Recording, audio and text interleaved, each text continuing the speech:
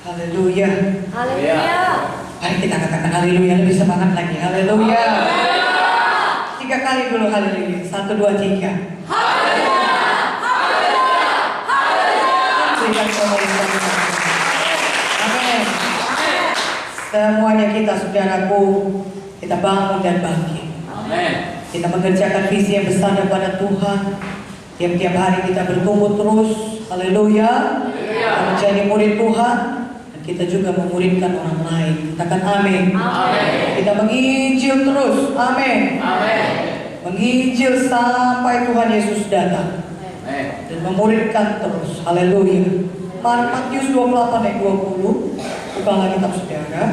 Kita baca ayat firman Tuhan ini. Matius 28 ayat 18 terlebih dahulu sampai 20. Yang siap katakan amin. Kita baca sama-sama. 1, 2, 3. Yesus mendekati mereka dan berkata, kepadaku telah diberikan segala kuasa di surga dan di bumi. karena itu jadikanlah semua murid-Ku dan baptislah mereka dalam nama Bapa dan Anak dan Roh Kudus, dan ajarlah mereka melakukan segala sesuatu yang telah berkatakan kepadamu, dan ketahuilah aku menyertai kamu senantiasa sampai pada akhir zaman. haleluya. Jadi Tuhan suruh kita memberitakan Injil. Tuhan juga suruh kita memuridkan jiwa-jiwa. Amin. Dan Tuhan berkata, Tuhan menyertai kita sampai kepada akhir zaman. Tuhan tidak pernah meninggalkan saudara. Tapi biarlah kita tahu dan kita sadar bahwasannya kita belum pergi meninggalkan dunia ini, karena masih ada tugas kita di dunia ini. Yaitu apa, saudaraku? Memberitakan Injil dan juga memuridkan jiwa-jiwa. Amin. Biarlah besok banyak kita bawa jiwa-jiwa baru. Pada tepuk tangan. Haleluya. Besok kita kemarin kita ingat kita ini dipanggil Tuhan untuk menginjil. Kita juga dipanggil Tuhan untuk memuridkan. Ada seorang supir taksi, saudaraku, di mana ada anak Tuhan naik, ya, naik ke taksi itu dan kemudian dia bilang bersaksi. Tetapi indahnya sorga itu, sorga tidak ada kesedihan, tidak ada peperangan, tidak ada penyakit, tidak ada orang-orang jahat yang bisa mencelakai kita. Sungguh indah sorga itu. Marilah kita semua pergi ke sorga supaya kita tidak lagi menderita seperti di dunia ini. Banyak kuman, virus, suatu-waktu bisa sakit. Demikianlah dia berusaha bersaksi, saudara, supaya tukang taksinya mau masuk sorga. Dia sibuk menceritakan keindahan daripada sorga. Kemudian tukang taksinya menjawab, ya kalau Bapak demikian berkata surga itu begitu indah, kenapa Bapak tidak bunuh diri saja, mati saja supaya Bapak masuk ke sorga?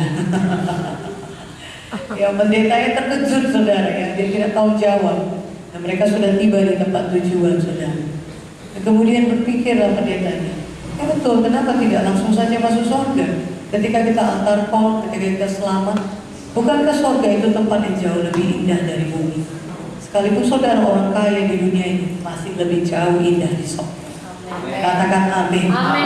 Tapi kenapa ketika saudara selamat lahir baru, Tuhan tidak langsung membawa saudara ke sorga? Padahal sorga itu adalah tempat yang paling indah. Karena di dunia ini Tuhan mau kita mengerjakan kehendaknya ini. Tugas kita ini. Apakah itu menyelamatkan jiwa sebanyak-banyaknya dan menjadikan anak Tuhan oleh Tuhan? Katakan amin. Haleluya. Agar kita mengerti tujuan kita, itu tujuan kekekalan. Seperti tadi Bu Muti berkata, kalau kita kumpul harta di bumi, janganlah. Matius 6 berkata, kenapa? Karena nengat dan karat bisa merusakkannya. Tapi kalau kita rajin menginjil, rajin memuridkan, berarti kita mengumpul harta kita di sorga yang tidak akan pernah bisa hilang dimakan nengat dan karat. Tapi ada mahkota, ada harta yang kekal sudah menunggu kita nanti di sorga. Haleluya. Seberapapun panjang umur kita di dunia ini, tidak mungkinlah bisa menandingi kehidupan kita nanti yang kekal di sorga. Katakan amin, saudara. Ya, Umur kita mungkin 120 tahun, kita katakan begitu panjang. Dan hampir-hampir tidak ada orang yang mencapai umur demikian pada zaman sekarang ini. Dan kalaupun bisa, itu hanya seperti setitik air di kekekalan. Dan bagaimana hidup kita nanti di kekekalan ditentukan dengan bagaimana kita hidup di dunia ini. Kalau kita sungguh-sungguh, seperti kata Ibu Joyce, ya mengerjakan panggilan Tuhan, mengerjakan visinya Tuhan yang sudah Tuhan taruh dalam hidup kita, seperti yang sudah diberikannya kepada Yusuf, ada panggilan Tuhan dalam hidupnya. Maka kalau kita sungguh-sungguh mengerjakannya, nanti di sorga sudah menanti semua mahkota-mahkota, upah-upah yang Tuhan sudah sediakan bagi kita. Katakan amin. Mari kita kejar kekekalan. Mari kita fokus pada kekekalan. Katakan amin. Sehingga tidak ada yang bisa menghentikan kita daripada menginjil, menyelamatkan jiwa-jiwa. Tidak ada yang bisa menghentikan kita, saudaraku, daripada memberitakan Injil dengan kuasa Tuhan. Katakan amin. Firman Tuhan berkata dalam Kisah 1:8, jikalau Roh Kudus turun ke atas kamu, maka kamu akan menerima kuasa untuk menjadi saksi. Kalau saudara mau menjadi saksi Tuhan yang berkuasa, hati saudara rindu. Mungkin saudara baru selamat hari baru, Roh Kudus sudah tinggal dalam saudara. Tetapi Roh Kudus tinggal di dalam saudara, itu berbeda dengan pengalaman kita ketika dibaptis dalam Roh Kudus. Kisah 1:8 berbicara mengenai baptisan Roh Kudus. Memang setiap orang lahir baru sudah ada Roh Kudus dalam hidupnya, dalam hatinya. Tetapi ketika saudara dibaptis dalam Roh Kudus, maka saudara akan menerima kuasa.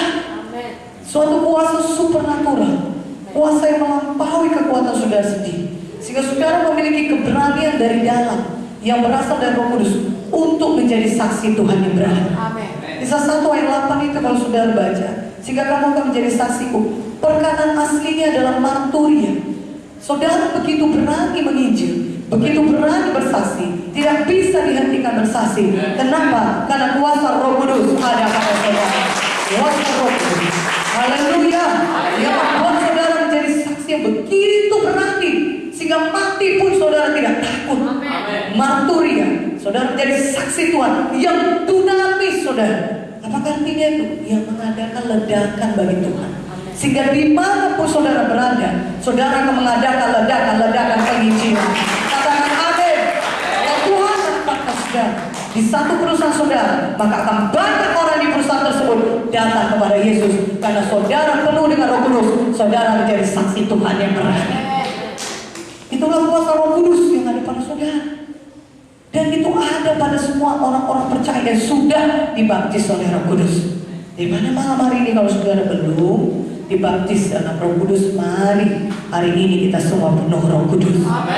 Tandanya kita penuh Roh Kudus, dibaptis dalam Roh Kudus, kita bisa berbahasa roh. Itu tandanya saudara. Seperti Kisah 2, mari buka Alkitab saudara. Tadi Kisah 1:8, ini Kisah 2 ayat 1. Ketika tiba hari Pentakosta, ya, saya lompati, saya baca ayat 4. Maka penuhlah mereka dengan Roh Kudus, lalu mereka mulai berkata-kata dalam bahasa-bahasa lain, seperti yang diberikan oleh Roh itu kepada mereka untuk mengatakannya. Markus 16 juga berkata demikian. Tanda-tanda orang percaya, mereka mengusir setan dan mereka berbicara dalam bahasa yang baru. Amin. Dan tandanya saudara penuh Roh Kudus, saudara bisa berbahasa roh. Kalau saudara belum bisa berbahasa roh, hari ini rindu, hari ini minta kepada Bapa di surga. Tuhan berkata dalam buku Lukas 11, kalau kita minta kepada Bapa supaya kita dipenuhkan Roh Kudus, maka Bapa akan memberikan Roh Kudus kepada mereka yang meminta kepadanya. Haleluya. Karena dengan penuh Roh Kudus, saudara akan menjadi saksi Tuhan yang berkuasa, saksi Tuhan yang berani. Lihat pelayanan rasul-rasul seperti Petrus, berubah hidup dan pelayanan mereka. Kalau dahulu Petrus menghadapi dayang-dayang, takut dia. Orang-orang berkata, hei, engkau kan yang ikut bersama dengan Yesus setiap hari. Aku lihat engkau setiap hari kau kan sama Tuhan Yesus. Enggak, bukan aku. Takut dia sudah. Takut dia bersaksi. Bukan aku, itu orang lain. Disangkalnya Yesus 3 kali. Kau kan pengikut Yesus, kau kan kenal Yesus. Tidak, bukan aku tidak kenal Yesus. Dia takut bersaksi. Dia takut menyatakan siapa dia. Kenapa? Karena belum penuh Roh Kudus. Tapi ketika Petrus sudah penuh Roh Kudus, maka apa katanya kepada orang lumpuh di pintu gerbang bait Allah, apa yang emas dan perak tidak kupunyai, tapi apa yang kupunyai kuberikan kepadamu. Demi nama Yesus, orang Nazaret itu bangkit dan berjalan. Haleluya. Bahkan pada kisah 2 pada hari Pentakosta, ketika rasul-rasul penuh Roh Kudus, 20 orang penuh Roh Kudus, maka Petrus bangkit berdiri dan dia berkhotbah. Dia berkhotbah dengan kuasa Tuhan. Dia berkhotbah dengan berani, dengan pengurapan Roh Kudus. Itulah yang bisa dilakukan Roh Kudus pada saudara. Ketika saudara penuh Roh Kudus, saudara akan memberitakan firman Tuhan dengan berani. Katakan amin. Ketika hari Pentakosta begitu banyak orang berkumpul di Yerusalem dan orang menuduh mereka mabuk, tapi Petrus tidak malu lagi. Petrus tidak penakut lagi. Petrus tidak lagi menyangkal Yesus. Dia bangkit berdiri dan pada hari itu dia berkhotbah. Ada 3.000 orang diselamatkan. Berikan kemuliaan bagi nama Yesus. Haleluya. Saudara akan penuh dengan kuasa dinamis ketika saudara penuh Roh Kudus. Sehingga kalau saudara berada di perusahaan saudara, orang-orang di perusahaan saudara akan datang kepada Tuhan Yesus. Kalau saudara di tempat kantor, di mana saja orang-orang di sekitar saudara, biarlah mereka mendengar kesaksian saudara, mereka pasti diselamatkan. Saudara akan mengadakan ledakan dimanapun saudara berada. Amin. Haleluya. Berikan kemuliaan bagi nama Yesus. Amen. Kisah 3:16. Petrus berkhotbah. Dia membangkitkan orang tepok. Dia berkata, bangkit, bangun. Apa akibatnya? Saudara lihat apa yang terjadi. Ya, setelah orang lumpuh itu bangkit, maka kisah 4 ayat 2. Mari buka kita sudah. Tadi kisah 3 ayat 6. Ya, Petrus membangkitkan orang tepok. Ini orang lumpuh. Ini kisah 4 ayat 2. Orang-orang itu sangat marah karena mereka mengajar. Orang banyak yang memberitakan bahwa dalam Yesus ada kebangkitan dari antara orang mati. Petrus yang berkata, karena dalam nama Yesuslah maka orang lumpuh itu bangkit. Amin. Karena Yesus tidak hanya mati, dia bukan tinggal dalam kubur. Kalau saudara perhatikan baik-baik, pada zaman itu Yesus baru-baru saja disalibkan dan kemudian mati dan kemudian dibangkitkan. Amin. Jadi murid-murid itu hidup di tengah-tengah orang yang melihat penyaliban Yesus, yang mengetahui mengenai cerita Yesus itu mati, dan kemudian katanya Yesus itu bangkit.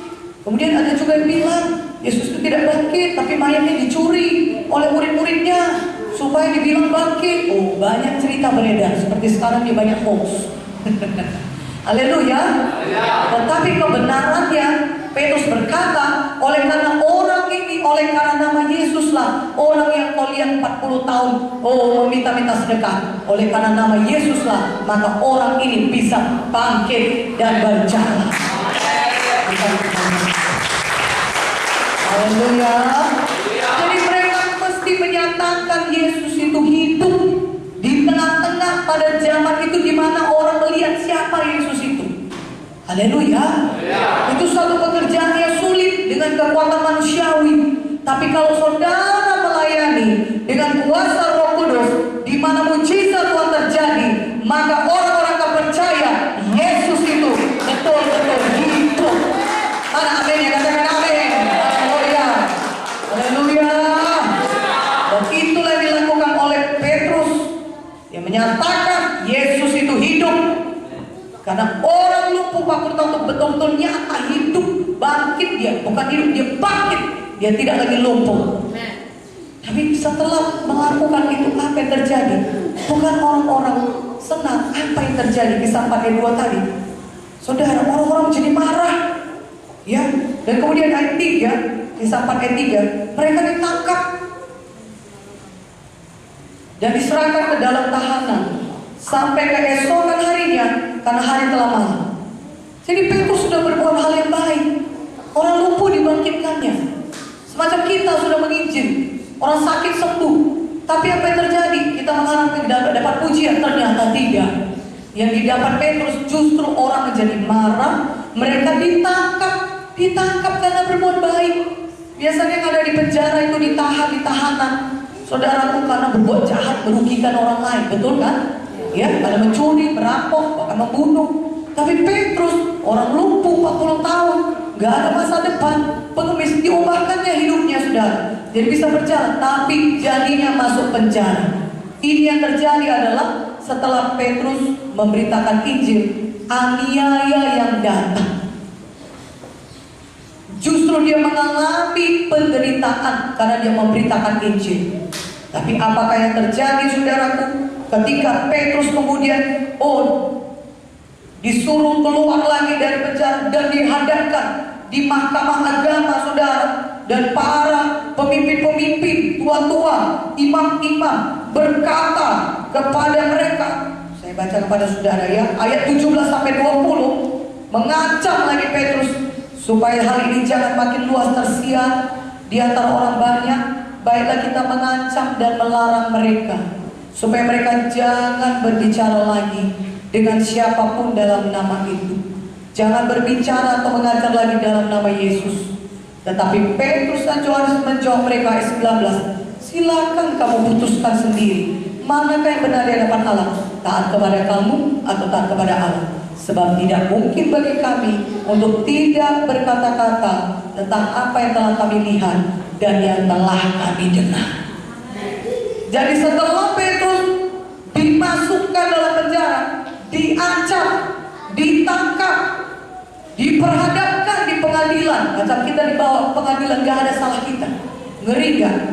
Ya, kadang-kadang hati kita, kami pernah dibawa ke pengadilan sudah menghadap kejaksaan, gak ada salah kami. Ya, kami berpikir, Yosis, Ibu Munte, dan saya, ya, saudaraku, karena berbuat baik dihadapkan pengadilan. Tapi apakah kata Petrus? Petrus dan rasul-rasul lain tidak takut. Mereka berkata, tidak mungkin bagi kami untuk tidak berkata-kata tentang apa yang telah kami lihat dan apa yang kami lihat. Haleluya.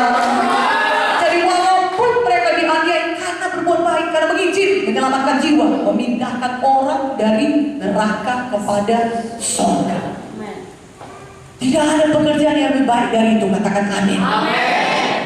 Karena mujizat yang terbesar adalah keselamatan.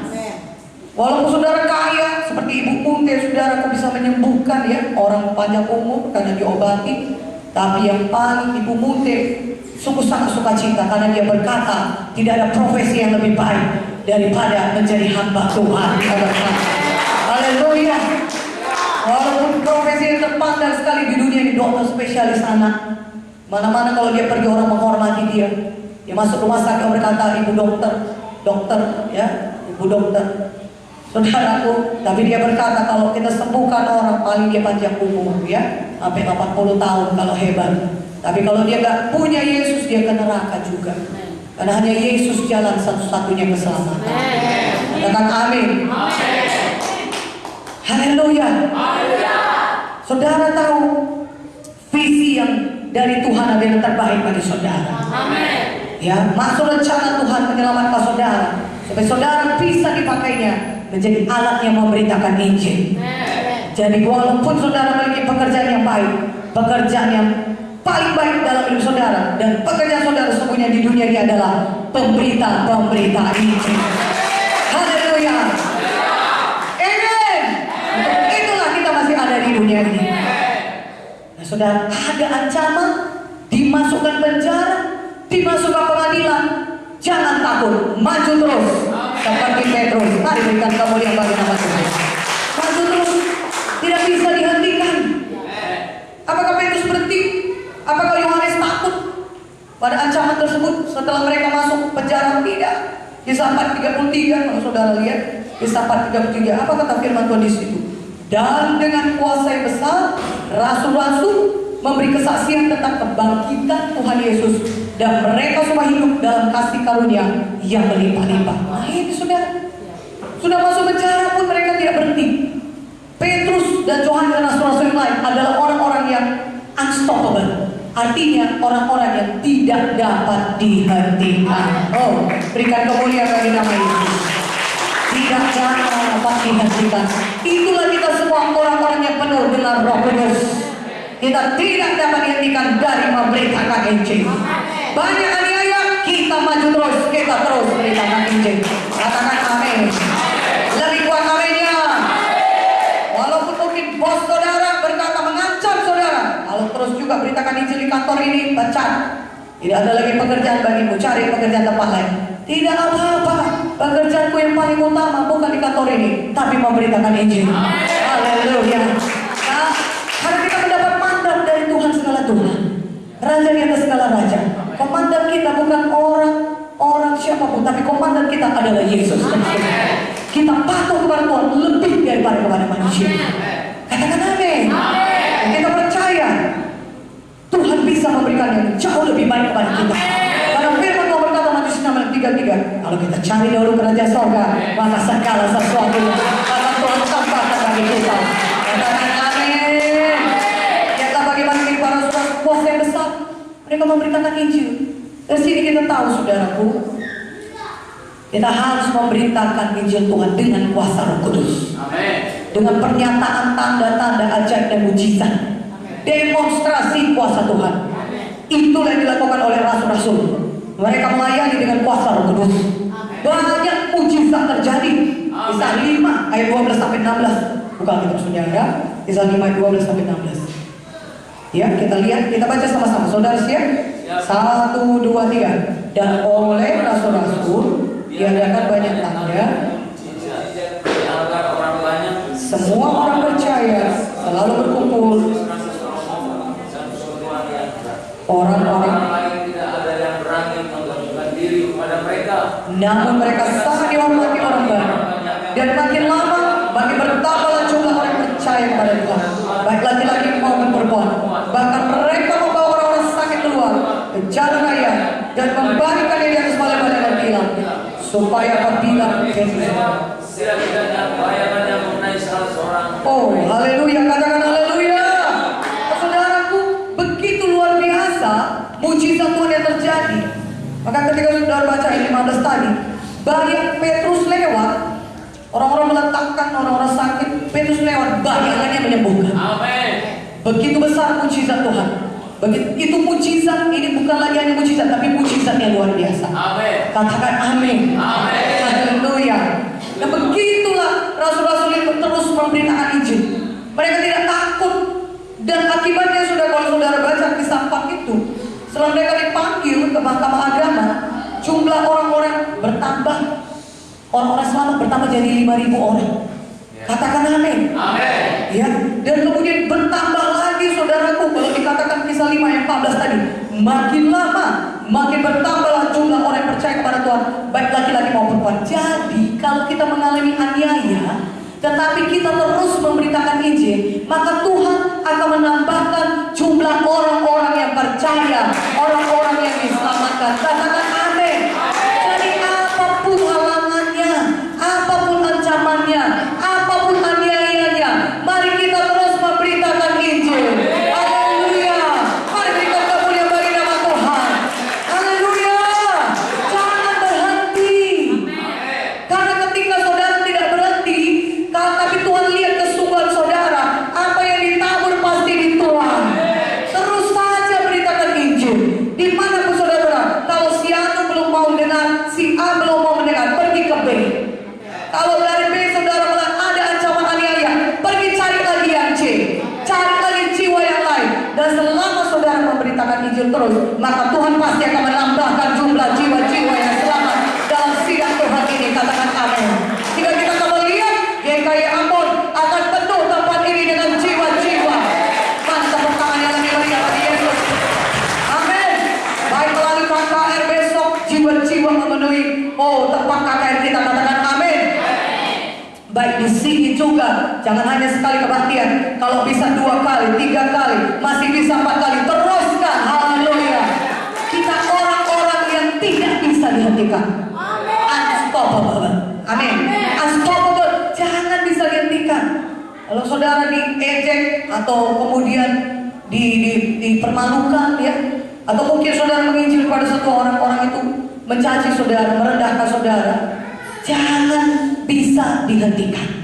Jangan berhenti, katakan amin. Amin. Terus menginjil, terus saja menginjil. Mana amin? Lebih kuat. Amin. Haleluya. Saudara kuliah ini bagaimana kalau kita melayani kuasa Tuhan? dan tidak takut kepada ancaman, tapi terus menginjil, maka justru jumlah orang yang diselamatkan ditambahkan Tuhan. Amin. Tapi Kisah 5:17-20 apa lagi yang terjadi sudah? Kalau sudah lihat Kisah 5:17, dimasukkanlah mereka ke dalam penjara kota. Imam-imam besar memasukkan mereka karena mereka iri hati.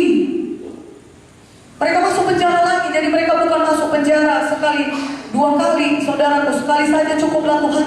Ya, nggak mau lagi aku masuk penjara. Ini udah kedua kalinya, saudara. Dan mungkin ini kita tidak tahu tadi udah berapa kalinya, tapi jelas diceritakan dimasukkan kembali ke dalam penjara. Saudara yang kasih dalam nama Yesus, kenapa ini demikian? Karena ada yang iri hati. Kita juga kalau kita melayani, mungkin ada orang yang iri hati kepada kita. Katakan amin. Mungkin bukan dari orang-orang yang tidak percaya kepada Yesus, dari orang-orang yang juga katanya bergelar Kristen, tapi mereka iri, ya, dan mereka iri, dan itu yang justru menganiaya kita. Aniaya dari mana pun datang, saudara, mari kita maju terus, mari kita tidak bisa dihentikan. Amin. Jangan heran, karena nanti saudara sibuk bertanya dan sibuk merenung nasib, kenapa lah dia iri hati? Bukankah aku berbuat yang baik?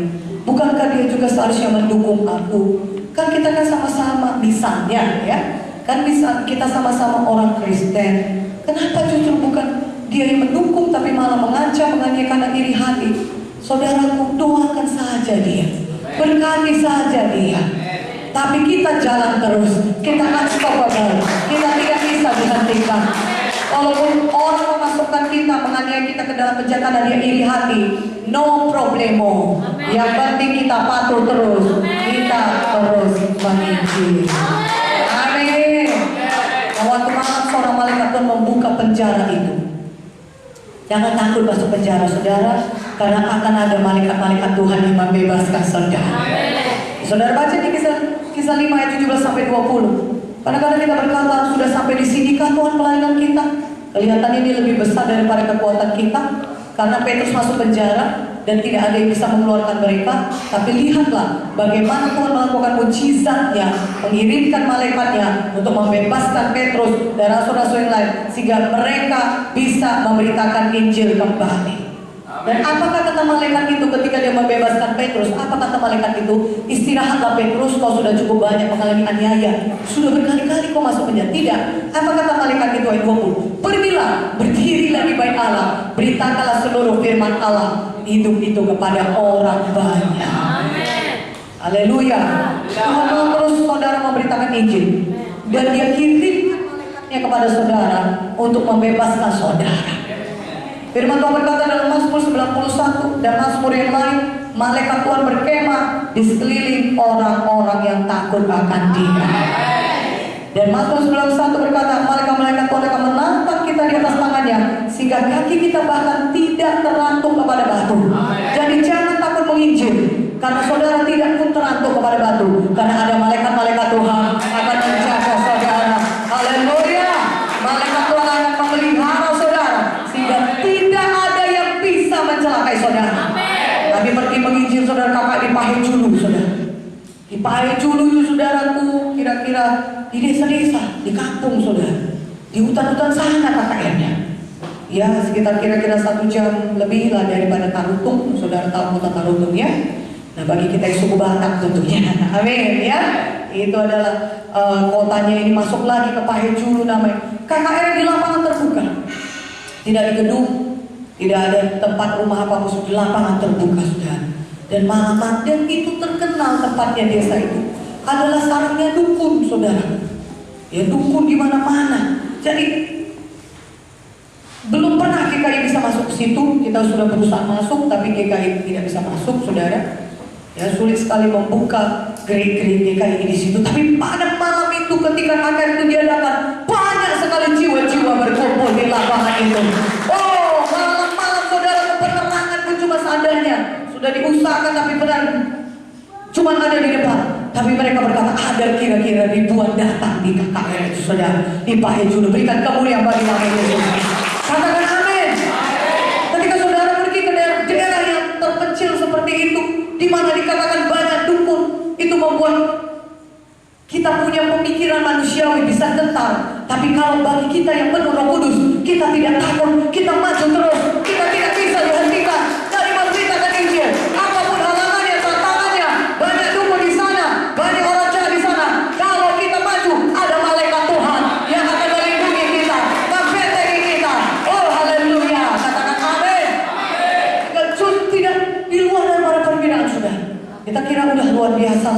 kalau 100-200 orang berkumpul. Amin. Itu aja ajaib sekali. Rupanya mereka berkata lebih daripada 1000. Kira-kira mungkin ada 2000 orang berkumpul. Saking banyaknya jiwa-jiwa. Haleluya.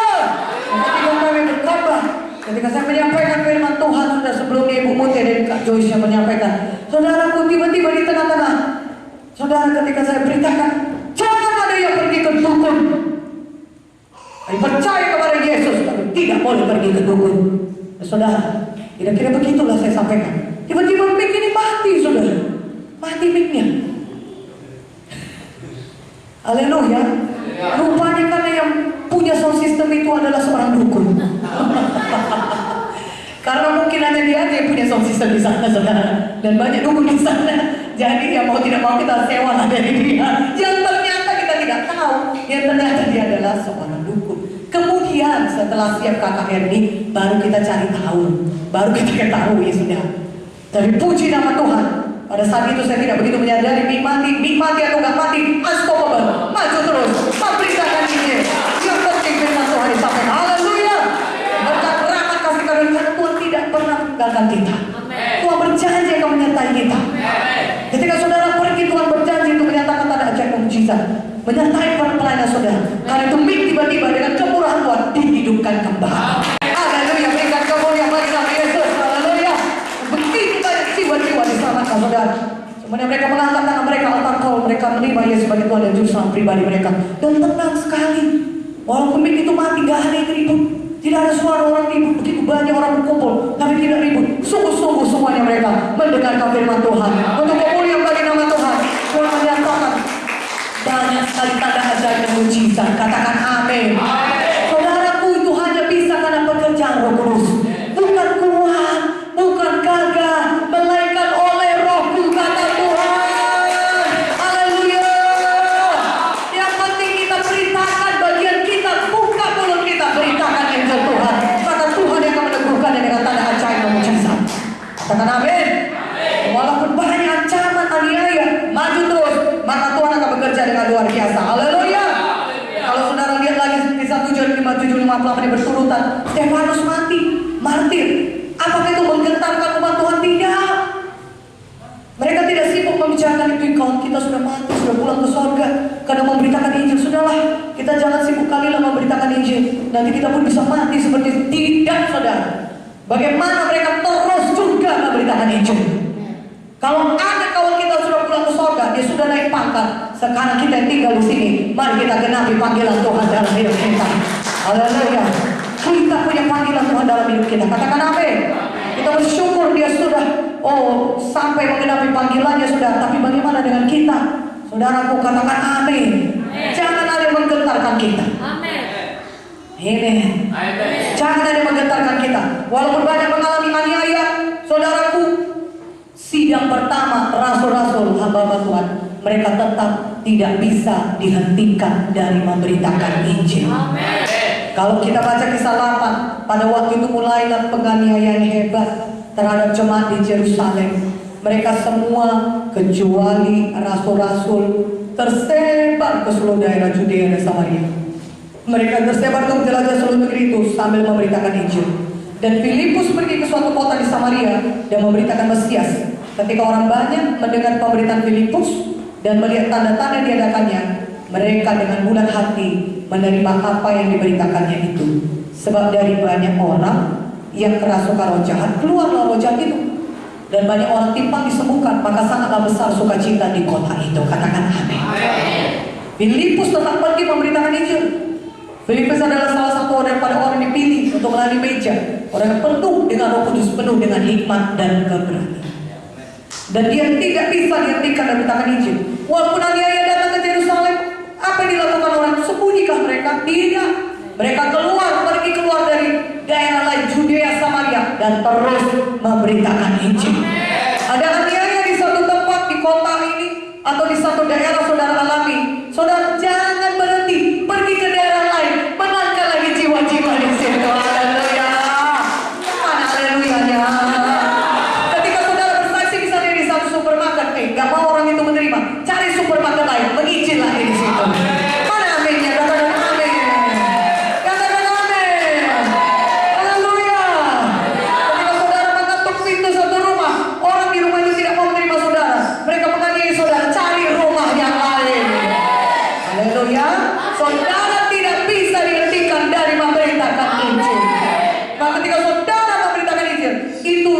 Tuhan berkata kedatangan kita itu indah sekali. Karena kita membawa kabar baik yang menyelamatkan dia. Amin. Lihat ini menjadi sangat besar sukacita di kota itu.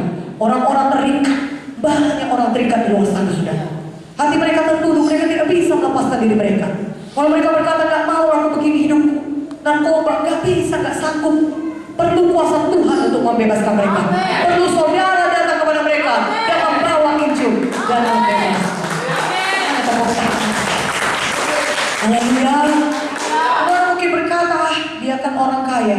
Orang kaya pun dia saudara, kalau gak punya Yesus ke neraka. Katakan amin. Ya, kaya pun dia saudaraku. Tapi kalau narkobaan, untuk apa? Banyak orang demikian di luar sana.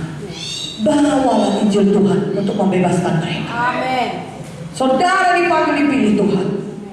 Saudara dipenuhkan Roh Kudus untuk memberitakan Injil Tuhan. Untuk membawa orang dari neraka kepada surga. Haleluya. Amen. Saudaraku, katakan kepada Tuhan Yesus, Tuhan, penuhkan aku dengan Roh Kudus, supaya besok banyak jiwa-jiwa ku bawa ke KKR Tuhan. Di daerah sini sudah ku bagi Tuhan undangan, di daerah sana ku bagi lagi Tuhan. Dan saudara menyatakan kuasa Tuhan, melayani dengan kuasa Tuhan. Ketika saudara berdoa bagi jiwa-jiwa, bila orang-orang yang terikat roh jahat dibebaskan. Bila orang-orang yang sakit disembuhkan. Karena itulah pekerjaan Roh Kudus lewat hidup saudara. Itulah urapan Roh Kudus di dalam saudara. Teruslah. Dan saudara lihat ini apa yang terjadi. Ketika semua hamba Tuhan ini, rasul-rasul ini, Petrus, Yohanes dan yang lain-lain, bahkan Paulus juga yang sudah bertobat, mereka terus memberitakan Injil, maka Tuhan menyatakan tanda-tanda ajaib dan mujizat lewat pelayanan mereka.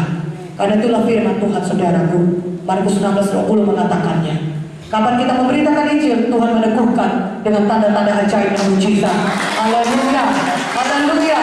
Bagian kita pergi, kita memberitakan Injil. Haleluya.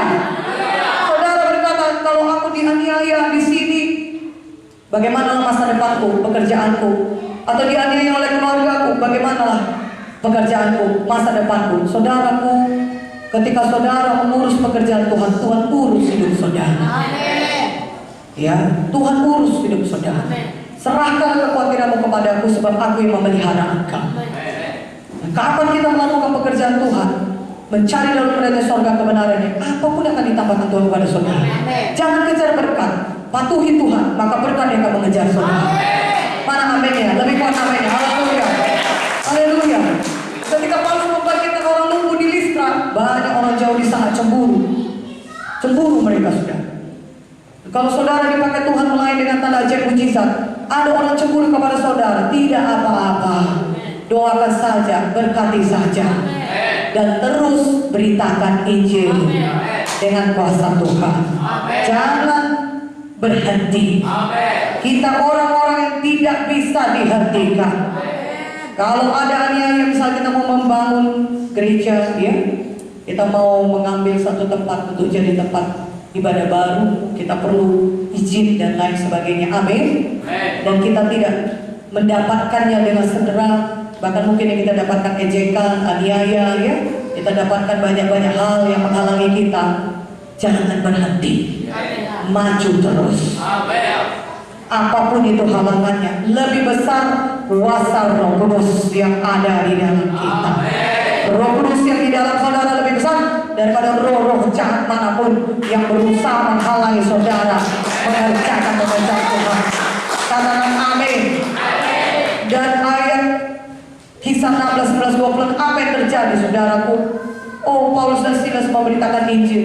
Akibatnya mereka masuk penjara. Nah, bukan hanya masuk penjara, mereka dibelenggu. Ya, sebelumnya mereka dicambuk. Saudara bisa bayangkan sakitnya itu. Dicambuk saudara. Karena apa? Karena memberitakan Injil. Kebanyakan daripada kita mungkin belum sampai mengalami siksaan tubuh ketika kita memberitakan Injil. Mungkin ada beberapa daripada saudara, mungkin saudara dipukuli habis-habisan karena saudara memutuskan mengikut Yesus, mungkin ada.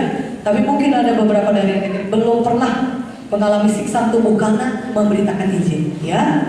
Tetapi ini Paulus dan Silas, mereka dicambuk, dan kemudian kaki mereka, tangan mereka dibelenggu di penjara. dalam keadaan yang sangat tidak enak, sangat kesakitan, dan mungkin luka-luka, infeksi sudah, sangat sakit itu saudara. Mereka masuk dalam penjara di Filipi. Ayat 23 berkata, setelah berkali-kali didera, bukan hanya sekali saudara mereka dicambuk, berkali-kali, dan kemudian dilemparkan ke dalam penjara, dan kemudian diperintahkan dijaga dengan sungguh-sungguh. Tetapi apa yang terjadi? Ayat 25, kira-kira tengah malam Paulus dan Silas berdoa dan menyanyikan puji-pujian kepada Allah, dan orang-orang hukuman lain mendengarkan mereka. Walaupun mengalami aniaya yang sangat berat, bahkan sampai aniaya fisik, di mana fisik mereka sudah saudara sangat kesakitan, dan pasti itu terasa pada mereka karena mereka masih hidup dalam tubuh manusia, ya. Tetapi apa yang dilakukan Paulus dan Silas? Mereka justru berdoa dan menyanyi memuji Tuhan. Artinya di tengah aniaya yang berat itu mereka tetap bersuka cita. Haleluya. Jadi kalau saudara dianiaya bahkan sampai tubuh saudara sakit karena aniaya itu saudara, mari naikkan pujian kepada Tuhan. Karena apa kata firman Tuhan dalam Matius 5 ayat 11-12, berbahagialah kamu jika karena aku kamu dicela dan dianiaya, dan kepadamu difitnahkan segala jahat. Bersukacita dan bergembiralah, karena upahmu besar di sorga. Berikan kabarnya bagi nama Yesus. Haleluya. Karena kita tahu upah kita besar di sorga. Dan fokus pada kekekalan di dunia ini sementara. Hidup yang sebenarnya adalah di sorga. Kita warga negara sorga. Makanya Paulus dan Silas bersukacita dia. Tuhan adalah suatu kehormatan kami dianiaya oleh karena memberitakan Injil. Kami bersukacita Tuhan karena kami bergembira Tuhan, kami bisa memberitakan Injil, orang-orang selamat, dan untuk itu kami di penjara, kami bersukacita karena besar upah kami di sorga. Haleluya. Haleluya saudaraku. Bersukacita kita walaupun kita dianiaya, dipecat kita, no problem. Ada pekerjaan yang lebih baik sudah menunggu kita. Dipukuli ke kita, tidak apa. Ditampar ke kita, kasih lagi pipi kita sebelah kanan. Bersukacita dan bergembira. Maka apa yang terjadi ketika saudara menyanyi, bersorak-sorai memuji Tuhan di tengah aniaya yang berat itu? Maka ayat 26, terjadilah gempa bumi yang hebat. Terbuka semua pintu penjara, terlepaslah semua belenggu. Paulus dan Silas saudara, bahkan orang-orang penjara lainnya, Tuhan bekerja, Tuhan membebaskan, Tuhan memelihara hambanya. Katakan amin. Jadi jangan takut, beritakan terus Injil. Dan di tengah aniaya itu bersukacita, karena di situ Tuhan memelihara saudara. Tuhan ada di tengah-tengah saudara. Tuhan akan menyatakan kuasanya ketika saudara bersukacita. Katakan amin. Kalau dia jangan sedih saudara, jangan sudut sebaliknya. Saudara bersukacita, bergembira, menyanyi-nyanyi. Ya, saudara bergembira, tersenyum saudara. Kok senyum kau mau dipecat? Ya, karena saya tahu Tuhan saya pasti memelihara saya. Haleluya. Karena saya tahu upah yang besar sudah menunggu saya di sana. Karena saya tahu hidup saya sementara di dunia ini, kerjaan saya di sini adalah memberitakan Injil. Karena saya tahu Tuhan saya menyertai saya sampai kepada akhir zaman. Tidak pernah meninggalkan saya. Haleluya. Katakan haleluya. Saudara kan lihat bagaimana orang yang tadinya memasukkan saudara ke penjara, seperti kepala penjara di Filipi itu, justru dia datang kepada Paulus. Dia bertanya, apakah yang harus kami perbuat supaya kami bisa diselamatkan? Jadi saudara, orang-orang yang tadi menganiaya saudara, dia akan kelak datang kepada saudara berkata, apa yang bisa kami perbuat supaya kami bisa selamat, supaya kami bisa ditolong Tuhan, supaya kami bisa sembuh, supaya kami bisa diberkati Tuhan. Katakan amin. Dan Paulus menjawab dengan baik, percayalah kepada Tuhan Yesus Kristus, maka engkau dan seisi rumahmu akan diselamatkan. Jadi Paulus dia tidak membalas dendam. Amin. Ya, dia justru berkata jangan takut, gak apa-apa, belum ada yang lari kok, kami pun masih di sini. Terima Tuhan Yesus, maka hidupmu akan berubah. Jadi bagaimanapun orang menganiaya saudara, kita tetap saja mengasihi mereka. kita tetap saja mengampuni mereka. Maka Tuhan akan terus menyatakan kuasa-Nya lewat kehidupan kita, lewat pelayanan kita. Katakan amin. Saudaraku, memang di dalam kita mengikut Yesus, kita menderita aniaya. Tetapi Yohanes 16 ayat 33 berkata, bersukacita dan bergembiralah, sebab aku telah mengalahkan dunia. Haleluya. 2 Timotius 2:12 berkata, jika kita bertempur, kita akan ikut memerintah dengan Dia. Jika kita menyangkal Dia, Dia pun akan menyangkal kita. Tapi kalau kita bertekun, kita tidak berhenti memberitakan Injil, maka nanti kita akan kelak memerintah dengan Tuhan Yesus. Dan kalau di buku Wahyu saudara akan lihat bagaimana begitu banyak mahkota, jenis-jenis mahkota yang Tuhan berikan kepada kita yang sungguh-sungguh mengerjakan perintah Tuhan ini, yang sungguh-sungguh mengerjakan maksud Tuhan, visi Tuhan. Bukan ambisi kita, tapi visinya Tuhan yang kita kerjakan. Maka kita akan mendapatkan mahkota dan juga upah yang besar menunggu kita. Dan kelak kita akan memerintah bersama dengan Tuhan. Dan tidak ada yang menandingi saudaraku ketika kita masuk surga. Kita lihat muka juru selamat kita, muka dengan muka, saudara. Dan Tuhan Yesus akan berkata kepada kita, sabaslah hai hambaku yang baik dan setia, masuklah ke dalam kesukaan Tuhanmu. Itulah yang ingin kita dengar saudaraku. Yang lain tidak berarti dibandingkan itu. Katakan amin. Kita suka menyenangkan hati juru selamat kita. Kita suka menyenangkan hati Tuhan yang sangat mengasihi kita. Hidup kita adalah miliknya. Kita hidup hanya bagi Tuhan, untuk menyenangkan Tuhan. Kita hidup untuk, saudara, diciptakan untuk menyenangkan Tuhan. Katakan amin. Kita diciptakan for thy pleasure, untuk kesenangan Tuhan. Biar Tuhan bersuka cita melihat hidup kita. Dan tujuan Tuhan adalah menciptakan kita untuk kita diubahkan jadi lebih seperti Tuhan. Sebagaimana Tuhan sudah berkorban supaya kita selamat.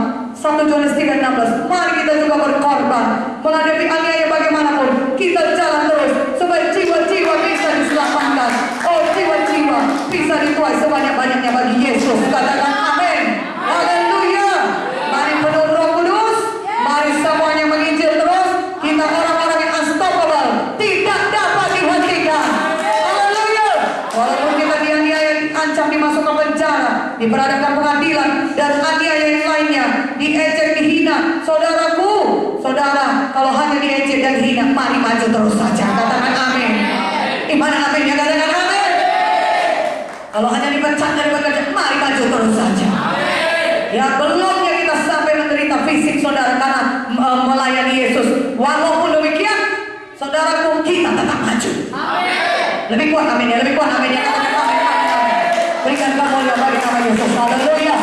Yesus hidup saudaraku. Biarlah kita nyatakan kebangkitan Yesus lewat pelayanan kita. Biarlah Roh Kudus mengerjakan. Karena itu kita harus penuh Roh Kudus. Tidak mampu kita dengan kuasa sendiri, saudara. Tapi kalau ada Roh Kudus, maka perkara-perkara yang ajaib, yang besar bisa terjadi lewat kita. Mari kita bangkit berdiri. Mari kita penuh Roh Kudus. Mari semuanya kita maju ke depan saja, kita penuh Roh Kudus. Mari.